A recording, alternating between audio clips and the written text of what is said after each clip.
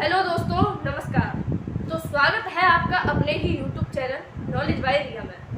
हर बार की तरह इस बार भी हम लेकर आए हैं एक बहुत ही शानदार टॉपिक। तो वो टॉपिक कौन सा है? भूगोल का सामान्य परिचय। तो इस टॉपिक को हम अभी डिस्कस करेंगे बड़ी ही गहराई से और बड़े ही आसान तरीके से, हंसी मजाक। ठीक है। भूगोल का सामान्य परिचय। भूगोल काफ़ी लोग पढ़ते हैं, लेकिन उसका परिचय जानना बहुत ही जरूरी है। तो भूगोल समझने के लिए, आखिर भूगोल है क्या, ये समझने के लिए हमें सबसे पहले जानना पड़ेगा ग्रीक और यूनानी लोगों। अब आप लोग कहेंगे हम देखो, और ये होता क्या है ग्रीक और यूनानी? देखिए, यूरोप नाम का एक महाद्वीप है, उसके अंदर यूनान नाम का एक देश है, जिसमें रहने वाले लोगों को हम यूनानी बोलते हैं और इंग्लिश में ग्रीक बोलते हैं। बस इतनी सी बात है। तो चाहे आप यूनानी बोल लीजिए, चाहे आप ग्रीक बोल लीजिए, कोई फर्क नहीं पड़ता। तो इन्होंने क्या किया था, ग्रीक और यूनानी लोगों ने, जिस भूगोल को अभी हम पढ़ते हैं, जो भूगोल अभी हमारे बीच में एक विषय के रूप में है, उस भूगोल को सर्वप्रथम ग्रीक के लोगों ने सर्वप्रथम अपने मुख से बोलकर उस शब्द का प्रयोग किया था। यानी कि जो भूगोल शब्द हम लोग अभी बोल रहे हैं ना, ये भूगोल, बार बार भूगोल, तो इस भूगोल शब्द को सर्वप्रथम यूनानी के एक व्यक्ति ने बोला था। कब बोला था? तो देखिए, 276 से 194 ईस्वी पूर्व में शब्द का प्रयोग किया गया। अब आप लोग कहेंगे ये सब उल्टा क्यों जा रहा है, 276 से 194? तो देखिए, ईसा मसीह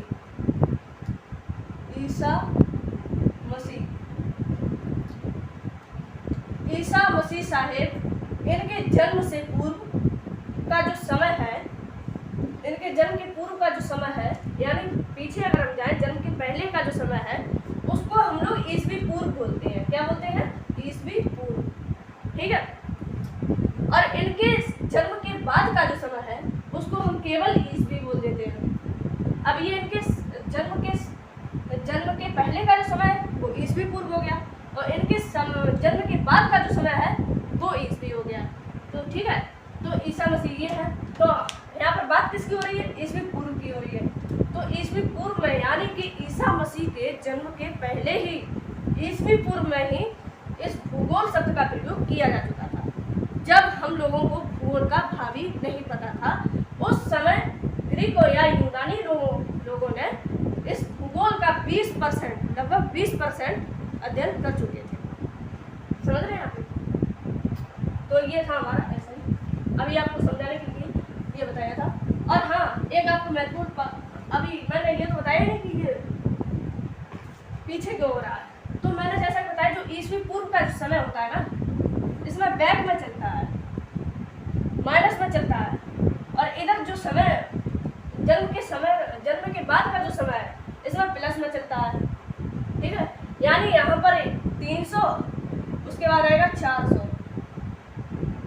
नहीं सॉरी 300 के बाद आएगा यहाँ पे 200, फिर 100, और फिर ऐसे करके करके यहाँ पे एक जीरो आ जाएगा। कहाँ पे? ईसा मसीह पे जीरो आ गया। और ये उनके समय के पहले का, जन्म के पहले का समय है, और उनके जन्म के बाद का जो समय है, यहाँ पे 1 2 3 4 5 6 7 8 9 10, हम लोग अभी क्या कर रहे हैं, ईसवी में ही चल रहे हैं, इसलिए हम लोग इसको आगे की तरफ लेके जा रहे हैं। ठीक है। इतना आपको समझ में आ जाएगा। अब हम लोग क्या करेंगे,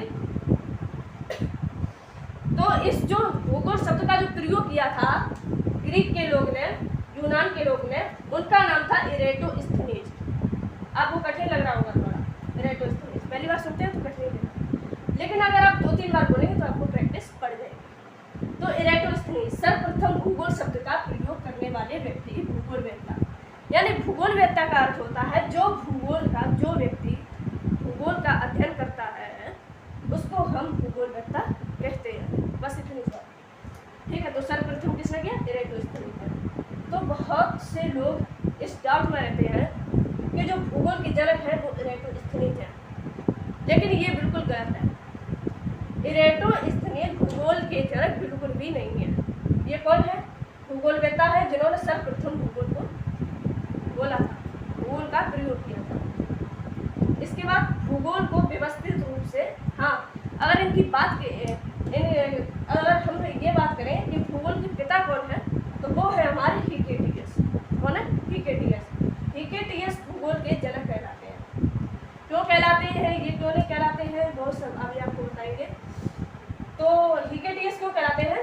क्योंकि इन्होंने एक बहुत ही प्यारी पुस्तक लिखी थी जिसका नाम है जस्ट पीरियोडस। ठीक है, इन्होंने बहुत ही प्यारी लिखी थी जस्ट पीरियोडस, जिसको हम लोग विश्व भूगोल का प्रथम ग्रंथ भी कहते हैं और इसको कुछ लोग तटीय सर्वेक्षण भी कहते हैं। इसके साथ ही इस पुस्तक को कुछ लोग पेरिप्लस भी कहते हैं। इसके इतने सारे नाम इसी पुस्तक के, लेकिन जो इसका सही नाम है, रियल नाम है, वो है जस्ट पीरियोडस। इसके साथ ही जो हमारे इरेटोस्थनीज थे, इन्होंने पृथ्वी पर जो हमारी आड़ी और खड़ी रेखाएं हैं, यानी देशांतर और अक्षांश, जो काल्पनिक रेखाएं बनी हुई हैं, इनका ज्ञान भी हमें इरेटोस्थनीज ने ही करवाया था। इरेटोस्थनीज ने ही करवाया था। इसके साथ ही हमारे जो साल में 365.25 दिन होते हैं, ये बात भी हमें इरेटोस्थनीज ने ही बताई थी। ठीक है, इतनी चीज़ें इन्होंने हमें बताई, और भी चीज़ें बताई हैं, लेकिन अभी आप इसी पर डिस्कस करेंगे। और इसके साथ ही इरेटोस्थनीज, वो कहते हैं ना कि जो चीज़ जहाँ पर होती है उसकी कदर नहीं करती। ऐसा ही कुछ हुआ था हमारे इरेटोस्थनीज के साथ। ये यूनानी लोग इन्हें समझ नहीं पाए। क्या हुआ, ये एक इतने महान व्यक्ति थे कि इन्होंने हमें देशांतर और अक्षांश का ज्ञान करवाया, साल में कितने दिन होते हैं उसका ज्ञान करवाया। इसके साथ ही हमारी सबसे बड़ी नदी जो है नील नदी, इसका सर्वप्रथम जो नक्शा बनाया था वो भी हमारे इरेटोस्थनीज जी ने ही बनाया था। अब आप लोग कहेंगे ये इतने महान व्यक्ति रहे, इन्होंने हमें इतनी खोजें दी हैं, इतनी चीज़ों की खोज की है, और फिर भी ये भूगोल के पिता क्यों नहीं बने? ये सवाल आपके मन में जरूर आया होगा। फिर भी हमने हिकेटियस जी को भूगोल का पिता क्यों कहा? इसके पीछे का कारण है, जब इन्हें यूनानी लोग नहीं समझ पाए, इनको बीटा के नाम से पुकारते थे। यूनानी लोग इरेटोस्थनीज को बीटा के नाम से पुकारते थे। अब आप लोग कहेंगे ये बीटा क्या है? तो बीटा जो है वो यूनानी लोगों की एक प्रकार की गाली है, लोगों की गाली। अब बीटा का अर्थ जो होता है वो होता है निकम्मा। अब आपको ये इरेटोस्थनीज निकम्मे कहाँ से लग रहे हैं? इन्होंने इतने महान काम किए हैं, ये इतने महान रहे हैं, तो ये बीटा यूनानी लोगों को शर्म करनी चाहिए कि हमें इतने महान इंसान मिले हैं और हम उनको गालियाँ दें। लेकिन छोड़िए, तो जब यूनानी लोगों ने इनको गालियाँ देना शुरू किया, तब इनका सेल्फ कॉन्फिडेंस गिर गया। वो कहते हैं ना, अगर आप सेल्फ कॉन्फिडेंस आपका बहुत बड़ा है तो आप कुछ भी कर सकते हैं, कुछ भी असंभव नहीं है। लेकिन इन्होंने एक गलती कर दी, सेल्फ कॉन्फिडेंस इनका गिर गया। और जिसका फायदा, अगर हमारा सेल्फ कॉन्फिडेंस गिर जाता है तो हमारा जो फायदा है वो कोई दूसरा उठा लेता है, वो मौका ले जाता है। तो वैसा ही यहाँ पर हुआ, जब इरेटोस्थनीज हार मान गए और इन्होंने भूगोल का अध्ययन अधूरा ही छोड़ दिया, तब यहाँ पर हिकेटियस जी आए और इन्होंने एक बहुत ही प्यारी किताब लिखी जस्ट पीरियोडस, जिसके बारे में मैंने अभी आपको बताया, जिसको तटीय सर्वेक्षण के नाम से भी जानते हैं, तटीय सर्वेक्षण, और इसको पेरिप्लस के भी नाम से जानते हैं। पेरी, यहाँ पर आपको दिख नहीं रहा होगा, ऊपर लिख देते हैं,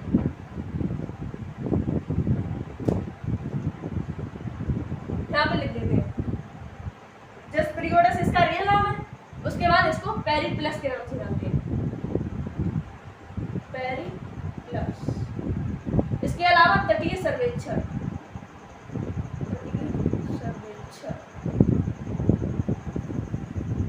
और इसको विश्व भूगोल का प्रथम ग्रंथ भी कहते हैं। तो इतने नाम है इस एक ही पुस्तक के, जो सर्वप्रथम किसने लिखी थी? हिकेटियस ने भूगोल की सर्वप्रथम पुस्तक लिखी थी। अपनी इस प्यारी सी पुस्तक में इन्होंने हमें बताया, सर्वप्रथम इन्होंने हमें बताया कि भूगोल का अर्थ क्या होता है, जो कि हमारा मेन मुद्दा होता है कि आखिर भूगोल का अर्थ होता क्या है। हम लोग भारतीय क्या करते हैं, भूगोल का अर्थ समझते हैं। भूगोल ये है भूगोल।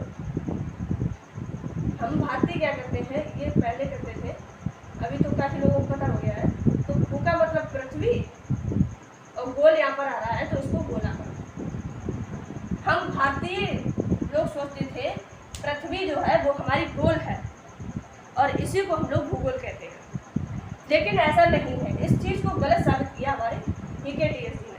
किस तरह, अपनी एक सबसे पहली पुस्तक जस्ट पीरियड्स लिख के।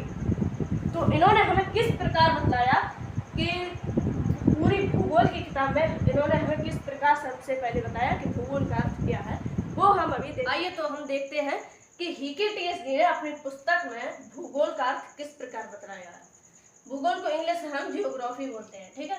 तो जियोग्राफी को उन्होंने दो टुकड़ों में तोड़कर बताया है। तो जियोग्राफी का GEO, ये तीन जो शब्द है ना, इधर हमने ले लिए, और ग्राफी यहाँ पर लिखा है तो यहाँ पर कुछ नहीं कर रहा। आप लोग कहेंगे यहाँ पर ओ कर दिया, यहाँ पर वाई है, तो कुछ नहीं, बस यहाँ पर ओ कर देना तो यहाँ पर ग्राफो मिल जाएगा। और जियोग्राफो दो वर्ड मिल गए ना। तो जियो का यहाँ पर इन्होंने अपनी पुस्तक में हमें अर्थ बताया है पृथ्वी, और ग्राफो का अर्थ बताया है वर्णन करना। तो यानी कि पृथ्वी का, हम बीच में अपने आप लगा देंगे का, पृथ्वी का वर्णन करना। तो अर्थात पृथ्वी का वर्णन करना ही ज्योग्राफी कहलाता है, समझ रहे।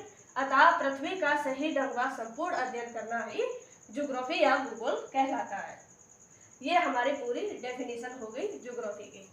इसके बाद यूनानी पृथ्वी को चपटी तथा भारतीय गोल बताते हैं।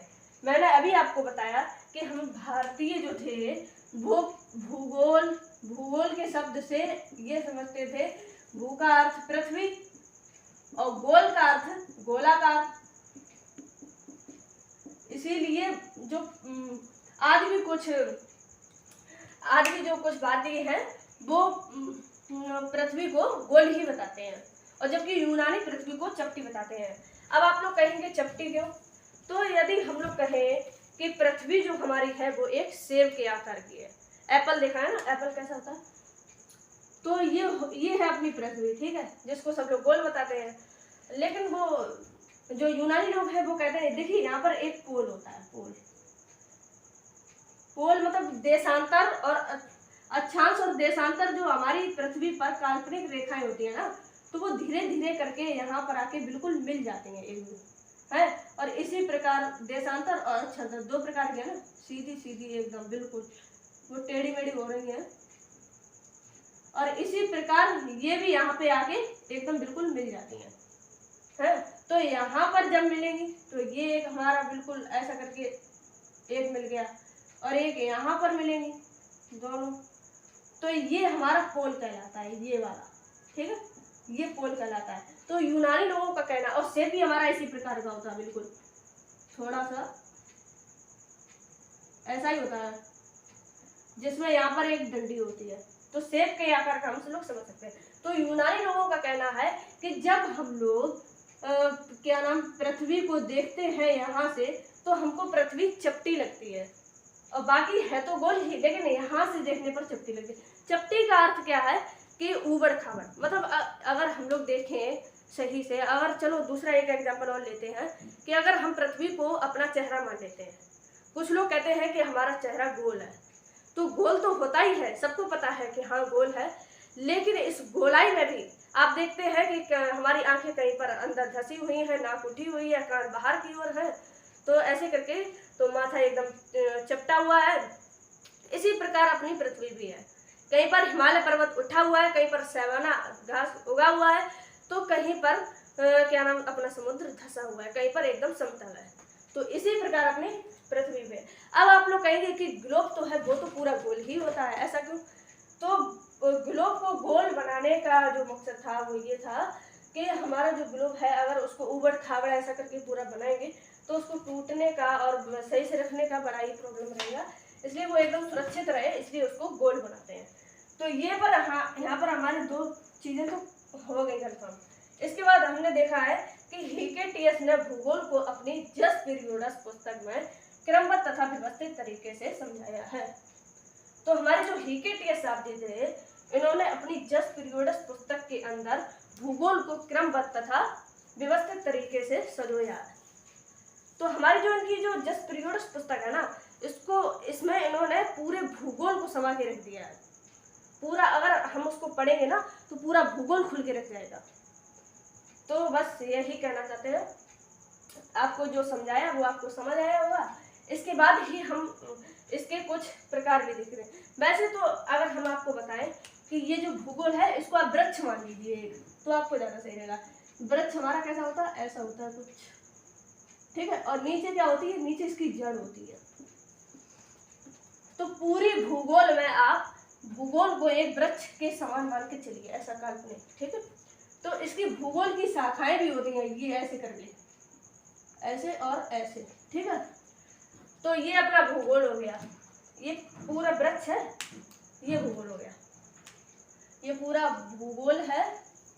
और इसके मेन मुख्य दो पार्ट है, दो शाखाएं हैं इसकी मुख्य। एक तो पहली है भौतिक भूगोल, ठीक है, भौतिक भूगोल, और दूसरी है इसकी मानव भूगोल। ऐसे करके इसके भूगोल के दो मुख्य पार्ट हैं। वैसे और भी है, बहुत सारे हैं, इसकी शाखाएं हैं। तो जैसे कि अब इसकी कुछ शाखाएं भी होती हैं, तो ऐसे करके भौतिक भूगोल की कुछ शाखाएं हो गई। ऐसे मानव पेड़ में आपने देखा उसकी डाली में भी और भी शाखाएं होती हैं, तो ऐसे करके मानव भूगोल की भी बहुत सारी शाखाएं हो गई। फिर आपने देखा होगा इन शाखाओं में से भी और डालियां निकली होती हैं जिनमें पत्ते निकलते हैं। तो वो जो शाखाओं में से जो पत्तियां डाली होती हैं उनमें जो पत्ते निकलते हैं, वैसे ही क्या नाम इसमें और उसके भी और पार्ट होते हैं, उसकी भी और शाखाएं होती हैं इन दोनों में, ठीक है। इतना आप समझ। अभी इसको हम और भी व्यवस्थित तरीके से समझाने के लिए आपको यहाँ पर पूरे इसके दो पार्ट लिखेंगे और फिर उसको समझाएंगे अच्छे से। तब तक आप नोट कर लीजिए। तो अब हम लोग देखने वाले हैं भूगोल के प्रकार। तो मुख्य रूप से भूगोल के दो प्रकार होते हैं। जैसा कि मैंने आपको अभी बताया कि भूगोल को एक पेड़ के समान मान लीजिए और इसकी ये दो मुख्य शाखाएं हैं, ठीक है, और ये इसकी जड़ है और ये इस पे पत्ते हैं और इसकी और भी डालियां हैं और फिर इसकी भी और डालियां हैं और फिर इन पर आके पत्ते लगते हैं, ठीक है। ऐसा ही इसमें भी है। तो ये अपना पूरा वृक्ष जो है वो भूगोल हो गया। ये इसकी शाखाएं, एक हो गई मानव, एक हो गई भौतिक भूगोल। इसके बाद इनकी जो शाखाएं हैं ये इनकी और भी शाखाएं हो गई जो आपको दिख रही है, आर्थिक, अधिवास, परिवहन, और फिर इसके अंदर भी और भी होती हैं। ऐसे करके मतलब ये इंटरकनेक्टेड है पूरा भूगोल, एक दूसरे से कनेक्ट करके बना हुआ है पूरा भूगोल, ठीक है। तो अभी हम लोग सिर्फ मेन वाली देख रहे हैं, बाकी नहीं तो वीडियो बहुत लंबा हो जाएगा, उनको अलग से डिस्कस करेंगे। तो अभी हमारी मेन क्या है, सबसे पहले समझते हैं भूगोल के प्रकार। दो प्रकार की होती है मुख्य रूप से। अगर भौतिक भूगोल के बिना आपको ये भी बता दें कि भौतिक भूगोल के बिना मानव भूगोल कुछ भी नहीं है। ये पूरा भूगोल जो है वो भौतिक भूगोल पर ही टिका हुआ है। अब आप लोग कहेंगे कैसे? क्योंकि जो भौतिक भूगोल में होता है ना, वो हमारी पूरी पृथ्वी की संरचना होती है। अगर हमारी पृथ्वी बनी कहाँ से और पृथ्वी के ऊपर है क्या, पहाड़ी है, पानी है, समुद्र है, ऐसे करके जितनी भी चीजें आपको दिख रही है ना पृथ्वी पर, उन सब में अपना भौतिक भूगोल आ जाता है। यानी जो चीज भौतिक बनी हुई है, जो प्रकृति के साथ ही इस जमीन पे आ गई है, वो सारी चीजें भौतिक भूगोल में आ जाती हैं। तो सबसे पहले अपना जो है पृथ्वी बनी और पृथ्वी के साथ ही अपना भौतिक भूगोल बन गया, क्योंकि उसमें प्रकृति ही पहले पृथ्वी बनी, पृथ्वी के साथ में ही प्रकृति बनी, और प्रकृति के और इसमें तो प्रकृति ही पढ़ते हैं, तो प्रकृति के साथ में ही भौतिक भूगोल बन गया। अब पहले भौतिक भूगोल बना, पहले तो पृथ्वी बनी, फिर प्रकृति बनी, इसके बाद भौतिक भूगोल बना। अब पृथ्वी बन तो गई, उसके बाद उस पर मानव आया ना, तो पहले भौतिक भूगोल बना, जब मानव उस पर आ गया पृथ्वी पर, तब मानव भूगोल बन गया। तो मानव भूगोल पहले भौतिक भूगोल में तो हम समझते हैं कि पृथ्वी बनी कैसे, उस पर है क्या क्या, उन सब के बारे में पढ़ते हैं, उसकी संरचना के बारे में पढ़ते हैं, उसके भौतिक पर्यावरण के बारे में पढ़ते हैं, पहाड़ों के बारे में पढ़ते हैं, इन सब के बारे में पढ़ते हैं, नदियों के बारे में पढ़ते हैं।